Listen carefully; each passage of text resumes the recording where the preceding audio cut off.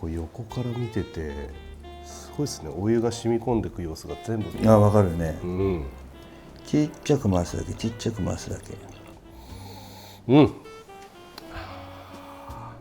これなんですよ。このバランスなんですよね。じゃあ太蔵さん山盛りにしてあげるね。それでは一緒に召し上がれ。香りも最高。このバランス本当に不思議ですね。ちょっとこれやばい。どうしたんですか。うますぎる。こんなバランスのコーヒー本当になかなか出会うことがないですよ。すっきりしてるんですよ。ですっきりしてると軽そうな感じがするじゃないですか。いや、すっきりしててしっかりしてるんですよ。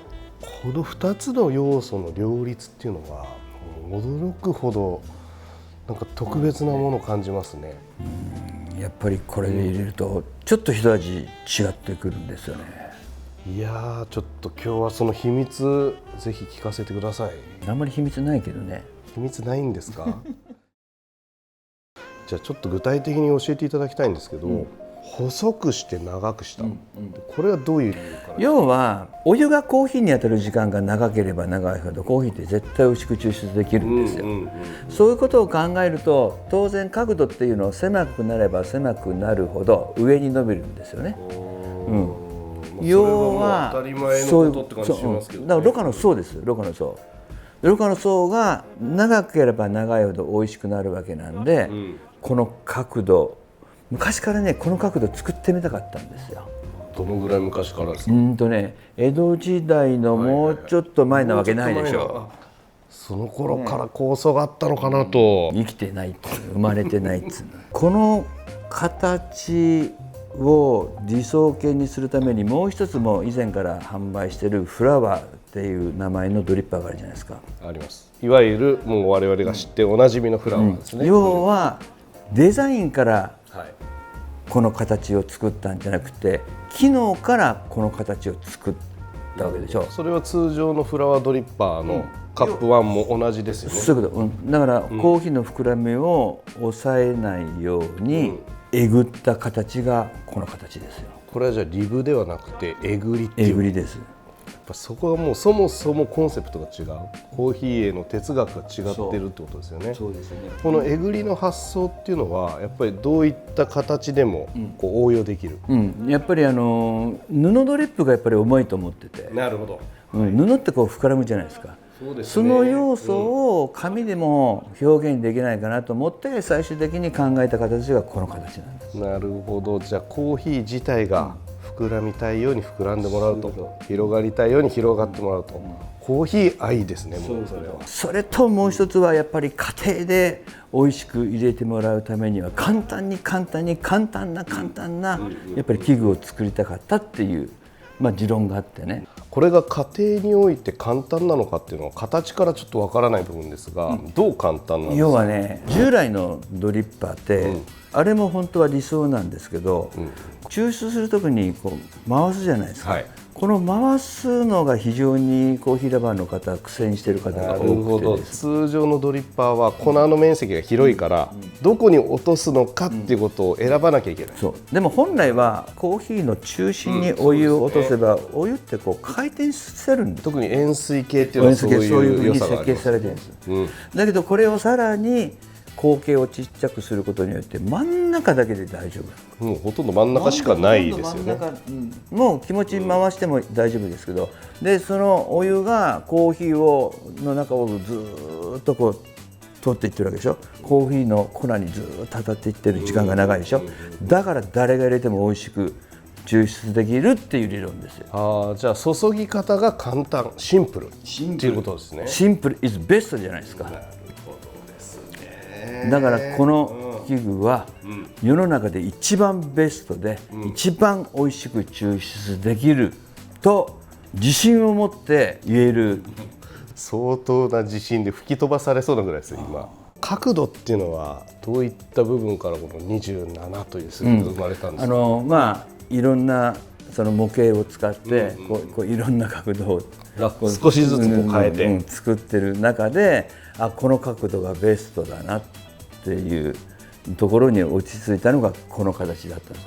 でそれを開いて測ったら27度だったんで、じゃあもう27ありきで作ったんじゃなくて、計算ではなくて実際に作ったと。この角度がベストだと思って測った角度が27度だったっていう。本当はね 26. 点何分だったんですよ。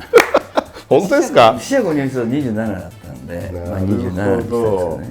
この横のペーパーフィルターからこれ見ていると随分蒸気が出てるじゃないですか。ガスの抜け、液体の抜けがものすごいいいんじゃないかなと。層の中にとどまっている時間自体はそれほど長くない。だからリブとリブの間が浮いてるからこういう現象が起きるわけでしょ。このルックスはちょっと見たことないですよ。この輝き、なんかこうシャンパンの泡のような感じにも見えてきますね。だから最初シャンパンドリッパーでつけようかなと思ったぐらいですけど、もうこのままいただきたい感じになりますね。いやもう皆さんこの道具どう使われますか？いやこれはシンプルに入れるだけではない方法もちょっと私自身はぜひいろいろ試させてもらいたいですね。ね、大将さんね、そこまで言ってくれるんだったら、ちょっとぜひこれのアンバサダーになってよ。なんとなってくれる？いいですか？もう本当にね、実はこちらからここまで出ていた。出てた？聞こえました？もしかして。なんか出てそうだなっていう気はしてたんだけど、最初に見た瞬間からもう自分の中の今までのコーヒー像がガラガラガラガラ音を立てて崩れた感じします。これはおそらく世の中のもうほとんどの方が少しずつ違う美味しいを求めてるんじゃないかなと。さまざまなアプローチでいろいろな楽しみ方遊び方っていうのをちょっと私の方でもいろいろ考えて提案させてもらえると、そうですね、もうぜひそれはお願いしたい。嬉しいですね。透明なクリアとクリアブラックっていう樹脂はトライタンで作ってるんですね。これも世界基準の樹脂なんで安全で頑丈なやつですね。頑丈ですし、化学物質一切入ってないし、そうなったんですね。SDGs にも通用するようなサーバーも実はそうなんですけどね。これだから逆にそのクリアでもカラーリングができるんですよね。もしね本当に、アンバサダーになってくれるんだったら、体操カラー作ろうか。うわー最高に嬉しいですそれは。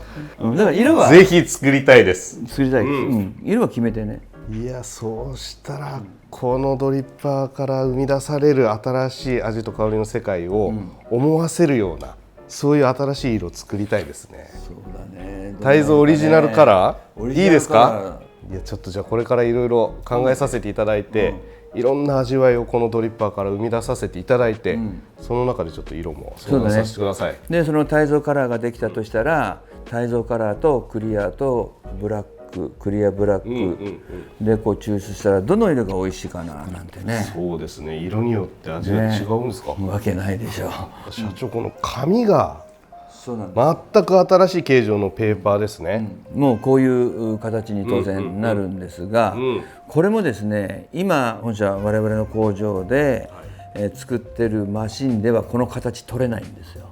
それでもうこれ1年半ほど前からもう開発に実は入ってて。そうなんですね。じゃあもう機械を作るところからスタートしてると。そうなんですよ。なるほど。このペーパーの質はどんな紙を使ってるんですか？今回はですね、私が一番最近これがベストだと思って作ったアバカプラスってやつがあるんです。アバカプラス。比較的スピードを担保できる早めのペーパーですね。はい。でそれをその原子を使って、この商品を作ってるんで、当然このドリッパーを買ったらこのペーパー買わないと。そうですね。そうなりますね。やっぱり専用のペーパーがこうやってちゃんとあるっていうのがね、安心しました。なんでぜひですね、同時販売いたしますんで、こちらのフィルターペーパーの方もご一緒にご購入いただけると嬉しいなと。販売はいつからになりますか？2023年今年の9月の1日にデビューさせます。9月1日まもなくですね。まもなくですね。いや楽しみです。楽しみですね。楽しみにしてください。よろしくお願いいたします。